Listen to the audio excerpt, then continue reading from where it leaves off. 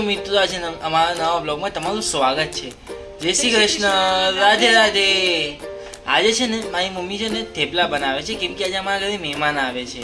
તો એના માટે છે જો કારેલાનું શાક અને બેંગન ભરતું બનાવે છે. અને હું સેવ ટમેટાનું શાક બી બનાવવાની છું. પણ હર વખતે તને જ શાક શું બનાવે છે? કંઈક અલગ અલગ શાક બનાવ ને.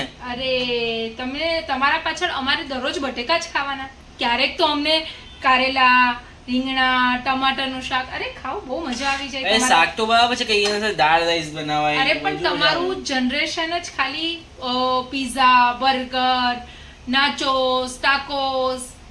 This is not fair, baby. હા ઠીક છે, આ બનાવે પછી ને મને ત્યાં કારેલાથી કહાવત યાદ આવે છે. આવ રે વરસાદ, આવે રહ્યો વરસાદ, ઊનું રોટલી અને કારેલાનું શાક. અરે મારા દીકરા, તું રોંગ બોલ્યો. કહાવત આવી રીતે છે, આવરે વરસાદ, ઢેબરિયો વરસાદ, ઊની ઊની રોટલી ને કારેલાનું શાક. પણ આમાં તો ઊની રોટલી ને ઊની થેપલા કહેવાય. બરાબર છે, પણ રોટલી નહીં તો થેપલા. આજે મમ્મી તું હવે જી ચાલવા જાય છે, ચાલવાનો ગઈ? હવે આજે લેટ થઈ ગયું છે તો હું આજે ચાલવા નહીં જાઉં, કેમ કે મારે થોડા ગેસ્ટ આવે છે તો ઘરે કામ બી છે. તો મેં તમને કાલે જ બ્લોગમાં તમને કાલે જ કીધું હતું કે નવું હોય છે ને તો 2-4 દી 10 દી 15 દિવસ આપણે વોક કરશું, પણ પછી બોરિંગ. બટ હું બોરિંગ નથી, પણ ગેસ્ટ આવે છે તો મારાથી પોસિબલ નથી, પણ છતાં બી હું ટ્રાય કરીશ કે 10 થી 15 મિનિટ હું વોક કરી શકું.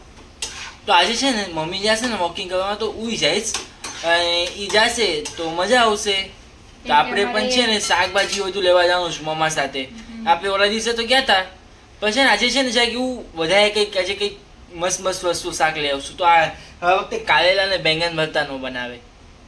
પણ મારું તો ફેવરેટ બેંગન ભરતા ને કારેલા. આ વખતે તો તને શાકભાજીમાં લેવા જ નહીં દઉં, જોજે. અરે મારું પ્યારું બચ્ચું પ્રેમ, તારે આજ ખાઈને મોટું થવાનું છે.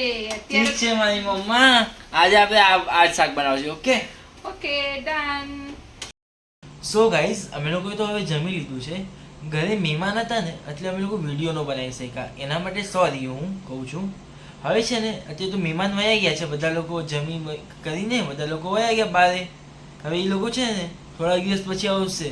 અત્યારે એ લોકો બહારની કન્ટ્રી ગયા ને ફરવા, એટલે અત્યારે જો બધા લોકો તો વયા ગયા એટલે હું મારી સ્ટડીઝમાં હું 12th છું ને, એટલે સ્ટડીઝ કરીને સૂઈ જઈશ.